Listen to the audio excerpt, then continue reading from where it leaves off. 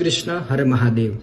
જે બાળકો ભણવાની અંદર નબળા હોય અથવા તો જેટલું પણ ભણતા હોય વાંચતા હોય છતાં એ યાદ ન રહેતું હોય, આપણી પણ જો મેધાશક્તિ નબળી હોય તો આજે માં સરસ્વતીનો એક એવો મંત્ર આપણે બતાવવા જઈ રહ્યો છું કે એ મંત્ર બોલવાથી આપની મેધાશક્તિમાં વધારો થશે, માં ભગવતી સરસ્વતીની કૃપા આપના જીવનમાં પ્રાપ્ત થશે અને આપ જે પણ કંઈ વાંચશો ભણશો એ સર્વ આપને યાદ રહેશે। તો એ મંત્ર બતાવું એ પહેલાં આ વિડીયોને સેવ કરી લો, આપના દરેક સગા સંબંધી મિત્રો સ્નેહીજનોને આ વિડીયો શેર કરો। તો એ મંત્ર છે સરસ્વતી નમસ્તુભ્યમ વરદે કામરૂપિણી વિદ્યારંભમ કરિષ્યામે સિદ્ધિર્ભવતુ મે સદા।